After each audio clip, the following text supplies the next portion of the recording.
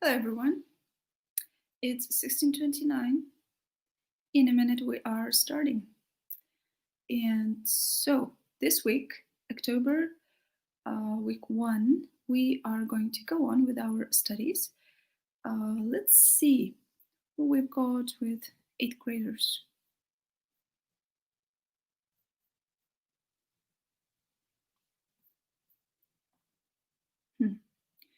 Eighth graders do language practice for certificate unit 3 about future tenses. Then they do Masterclass, then they do grammar of and usage for FCE. It's more about vocabulary, actually, phrasal verbs there. Very good phrasal verbs and very useful to know. Vocabulary for FCE will introduce you to some abstract words, among other things. So, I believe I've also already explained to you future tenses. Maybe I could just go back and see again. So, among future tenses, we have future simple, future continuous, future perfect, right? Those are main components. Apart from that, we also have present simple and present continuous for future events. Present simple usually is used for, scheduled events that happen tied to some timetable. And when we're talking about future tense, something that is going to happen in the future, we could still use present simple in such cases. Present continuous will be explained here. And apart from those, we also have be going to thing. So be going to does not go with any other tenses but future. So let's see. Here I have compared will, future simple, be going to, and present continuous. These three tenses have their logical sequence. So let's see. If we're talking about instant decisions, something that we have decided just now, we use will verb, like I will open the door, I will cook the meal, I will call my parents, and so on.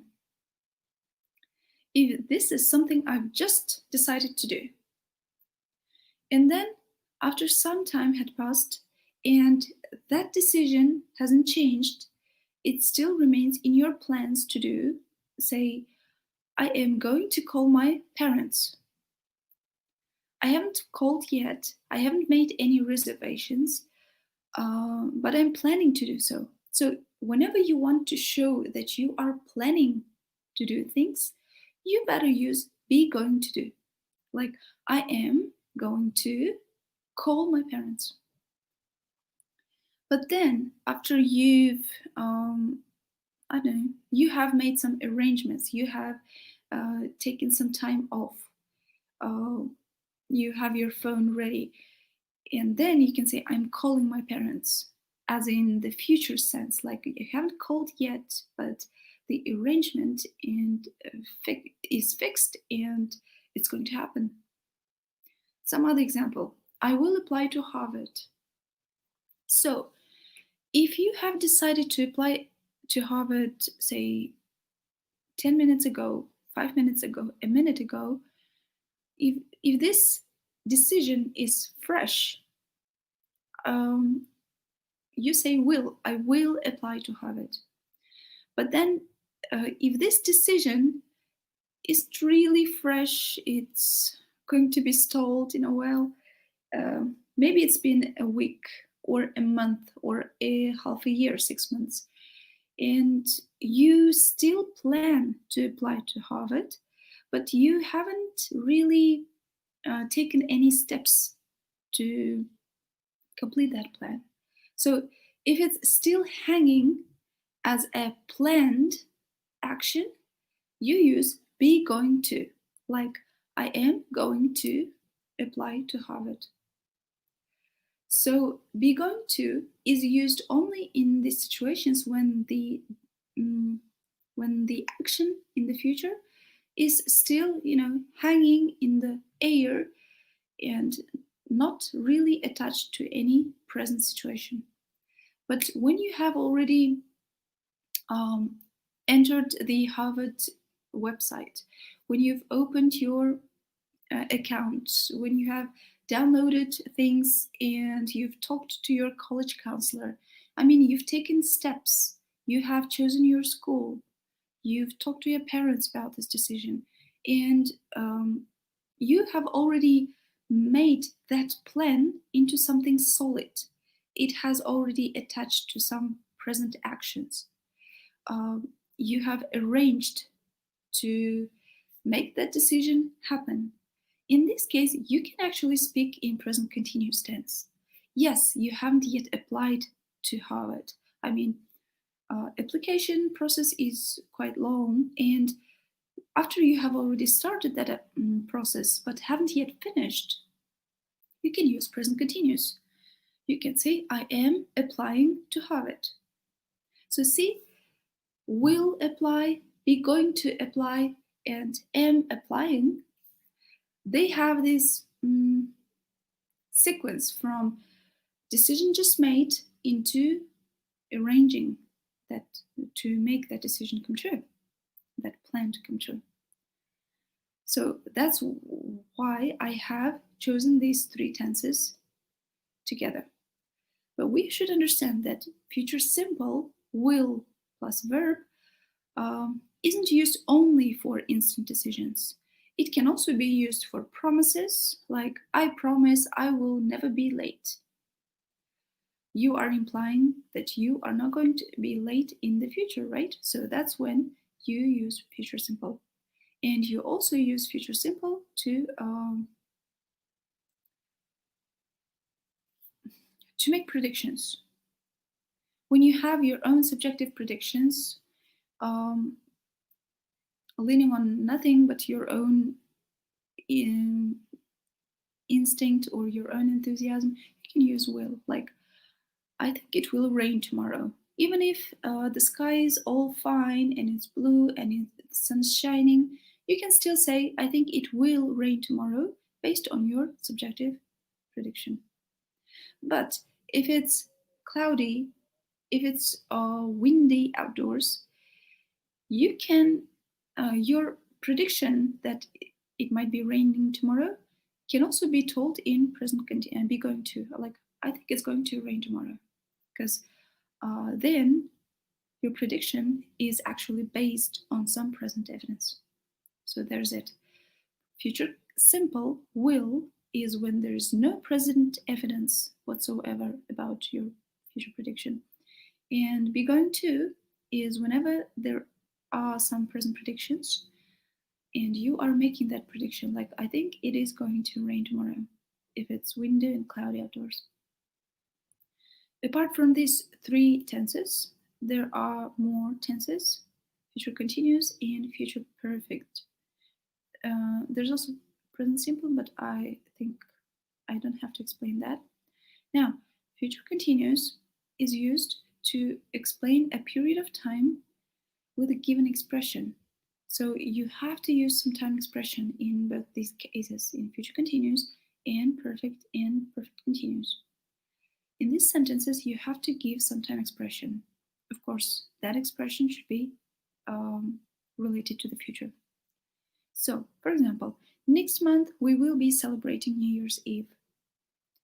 In this case, if we take away next month and start our sentence like with we will be celebrating New Year's Eve, it's still future continuous, but you don't give a time frame, and then there would be no difference between telling it whether in future simple or continuous. You could as well say we will celebrate New Year's Eve. If there's no time frame, it's impossible to understand whether this action is going to be progressive. See? Future perfect, same thing. Action. If some action hasn't yet happened, but you are planning to have it happened and completed and finished in the future, that's when you use future perfect. For example, by September, you will have taken IELTS. Well, let's say it's not September, it's December. So it's October now, and December is in the future, in 3 months' future. So I can say to some of the students that by September, I will have taken my test. So in September, my IELTS test will be taken. Another example, everyone will have known the truth next month. Again, next month is a good time frame for you to understand that this action is going to finish by some time, and by that time, some action, state, anything will have happened. This is about future continuous, future tenses in general. Now we're going to go to First Certificate Masterclass Unit 2. Here it is. Unit 2 is about all about reading, actually. We are going to skip this first page and come to listening. Now, I'm going to send you the audio file if you'd like to listen again later by yourselves. But now I have my listening ready here. So let's start. In Unit 2, page 24, Listening 3. In this evening's Phone the Experts, we're starting off with a subject which has clearly got a good many of you out there worried. We'll be discussing the subject of teenagers and digital technology. It appears that this is not just an issue that worries parents, but something that increasingly concerns young people themselves. On our studio panel, we have 3 distinguished experts: Evan Matthews, a child psychologist, Joanne Carter, a secondary school head teacher, and Liz Polanski, who has 3 teenagers of her own and is a university counsellor who helps students with their problems. Our first caller this evening is James Benson. Hi James, how are you doing? Hi, I'm fine. What's your question for our panel? This is an introductory audio. It has to answer the question of exercise 6. What 6? Not 6, but 3. Hello guys, I hope you are seeing all I am showing you. Let's move on. Okay, exercise 3. Listen to the first part of radio phone-in program. What is the program going to be about? I hope you have explained, this audio have answered. And who are going to answer to listeners' questions? There are going to be 3 different people who will be answering the questions. All of them are experts in their own fields. Now, later you will have to listen to another audio twice, actually, and complete these exercises. We're not going to do it now. Next, moods and attitudes. Now, here is new vocabulary for you. Antisocial, assertive. Assertive means, pushy. Depressed, determined, exhausted, fed up, impolite, overtired, rude, sleepy, stubborn, and unhappy. And if you have known these verbs, adjectives, it's all right. If you have not, make sure you have written them down to your notebook and with all definitions and translations along. And we are now going to answer these questions, apparently. Yeah, now we are going to talk about habits. In this unit, we will be discussing habits in the present and habits in the past. So how do we show that some action has turned into our habits or not? Now, for that, we can go to grammar reference, page 175. Describing habitual actions. So, if you want to describe your habits in the present, You can do it in 3 ways. You use present simple tense. Present simple tense, by default, is a tense for actions that repeat itself over and over again over time. So present simple is the perfect tense to explain that. For example, whenever I go to town, I spend too much money. So in this case, I go, I spend are both verbs are used in present simple tense, and this implies that these actions are repeated. Again, another example. My uncle lives in Bristol and he works in London. So lives, works, present simple. And this is something that is going on and on and on. It is repeated. He works, he lives for a long time there. Another way to explain that this is a habit is to use these verbs like tend to.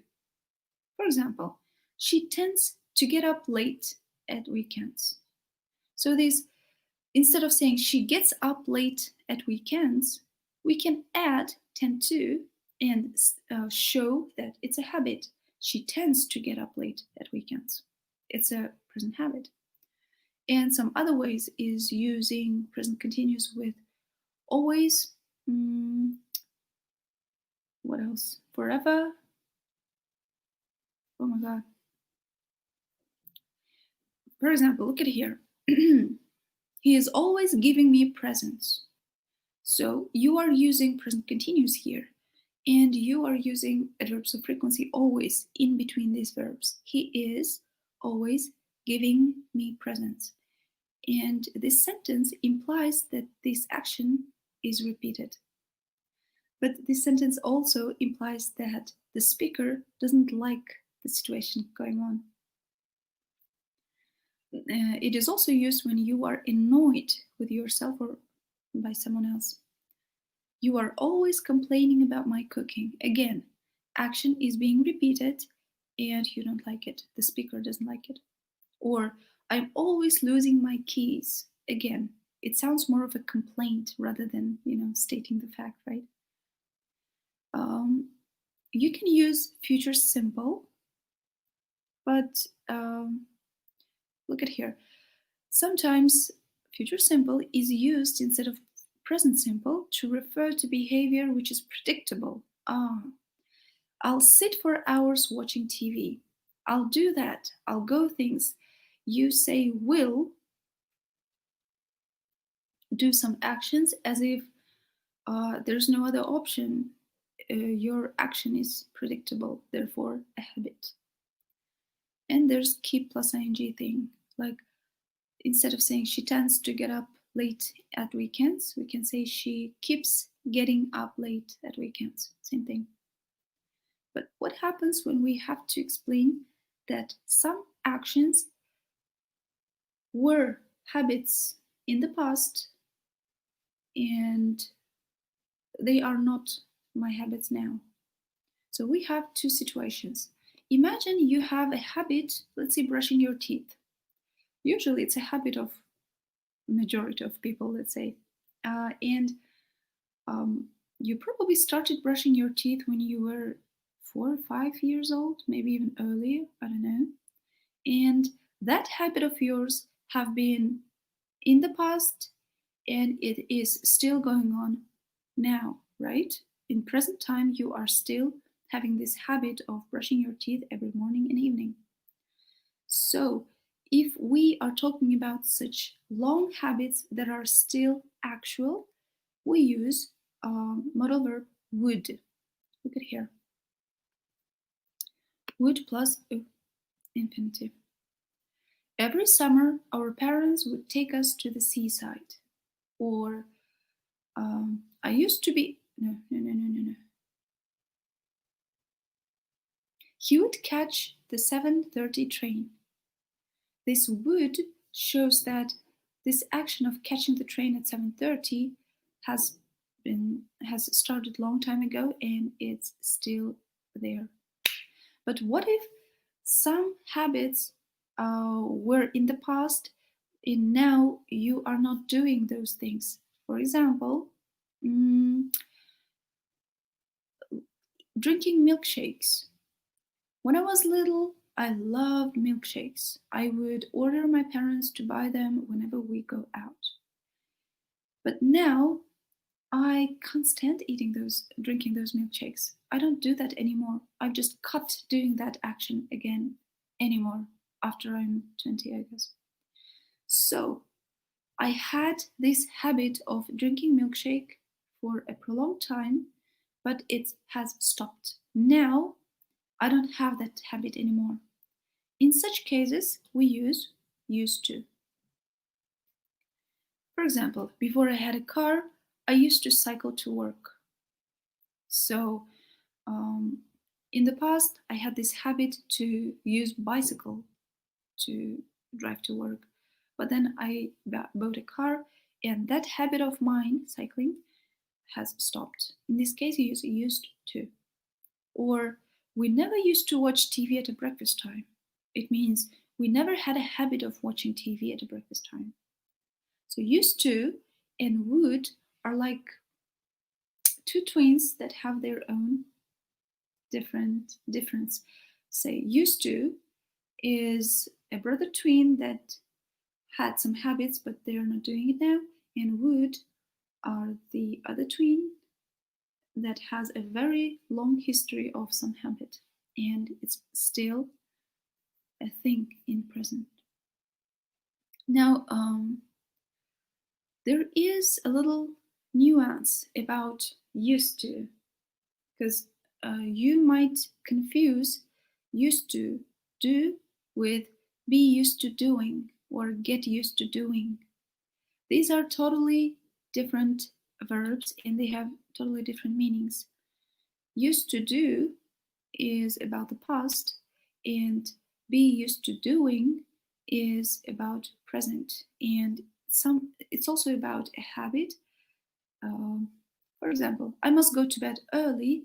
I'm used to having 10 hours sleep at night. Я привыкла спать 10 часов ночи.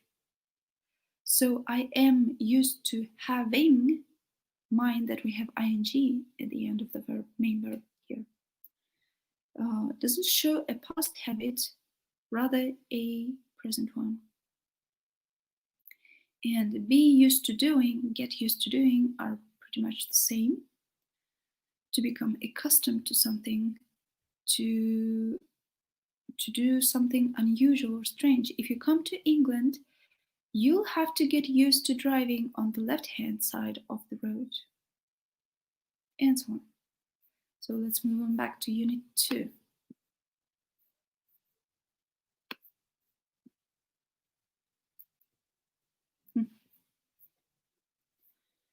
In this case, you'd have to do exercises 1, 3, 4, 5, 6. It's all about habits, repeated actions in the past and in the present. Then you would have to read the text. This exercise is quite tough because it doesn't give you any box full of words that you'd have to take words from. Here you'd have to think of any word possible that can fill in, complete the sentence. Of course, you can also check your answer key later after having done this. Let's talk about phrasal verbs.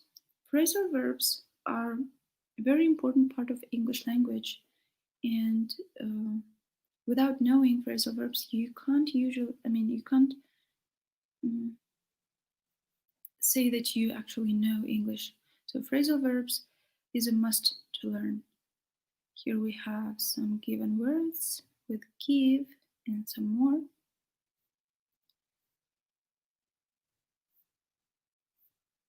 Some more texts and questions to those texts. And speaking, writing, we don't do that. We do overview. By the end of this unit, I would strongly suggest that you have done all these 3 exercises and checked yourself in the answer key.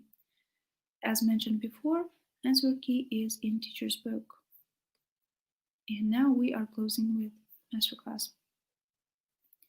Let's go to grammar and grammar and usage for FCE. Here we should do units 5 and 6, if I'm not mistaken. All about phrasal verbs too. And in Test Your Vocabulary for FCE, we do units 7 and 8. This is 5, 6, something you've done. 7, unit 7 is about, it's the continuation of unit 6. All sorts of phrasal verbs that go with get. Get along, get over, get on, get out of, get away with, and so on. These are all phrasal verbs, and your job is to write them down, translate them, give examples, and remember them. Okay, let's talk about abstract nouns. As you can see, this exercise generally is about taking this word in bold and turn it into a noun. Most of them are verbs, and there are some adjectives too. So responsible adjective turns into responsibility, a noun.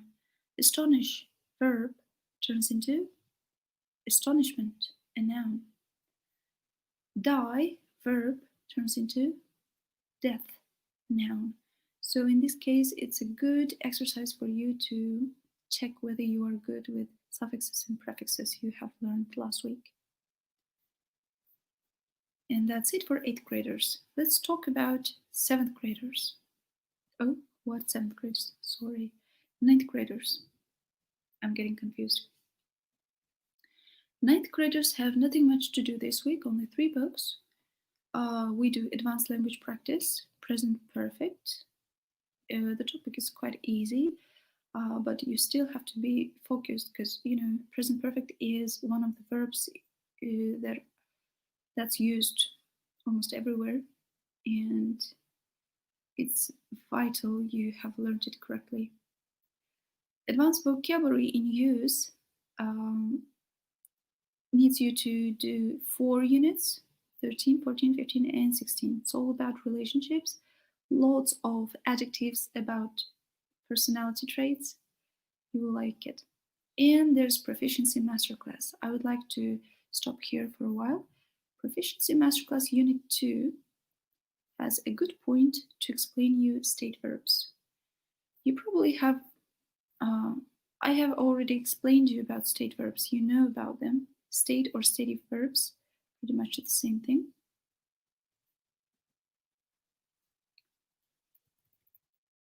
Let's see what we've got here in Unit 2.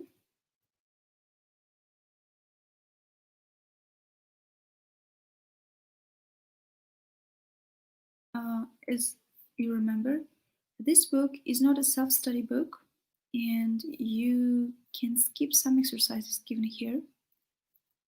Don't feel guilty for that. Written in the stars is the topic of Unit 2. You are going to read an extensive text about Stephen Hawking and answer multiple choice questions. Make sure you have read this exam tip. In multiple choice questions, usually you have only one true answer, and they may give you some confusing options, but you should be focused on that. Still text. Expressions with time. This is nice. These are expressions that have a word time in it, but they don't have to mean same thing. Write them down. About language in use. This is a mind map of the root word real, and root real can have lots of suffixes at the beginning and prefixes in the end to make this word used differently in different sentences. So real noun can be turned into unreal adjective with prefix un, realist, realize, and so on. Can you guess which 2 words are not supposed to be there? you can pause here and think of which two words that they don't have this root real. And then here's the answer. It's Real Madrid, as you know that Real here doesn't really mean English real. And then there's realign. So we have RELAL letters, but still the root of realign is align, not real. Re actually is a prefix here. So these two words are extra, you should take them out. But here's a good tip for you. If you want to learn as many words as possible, you always have to make sure that you know prefixes and suffixes to those words. It's enough to learn the root word, in this case real, and then go on with suffixes and prefixes, play with the word, and you would actually will be learning many more words that way. You can make a similar diagram with these three words: legal, care, and appear. These are roots of the words, but what kind of extra words can we make out of these roots? For example, illegal, legalize, legality, legalization, care, carefree, careful, not care, not care, let's go, careless, appear, disappear, appearing, appearance, and so on. Here we have the examples of affixes. Some more verbs. In this exercise, you would have to turn given words. You would have to turn them into different part of the sentence. If it's a noun, you can turn it into adjective or verb, and so on, and add some more prefixes and suffixes to play with those words.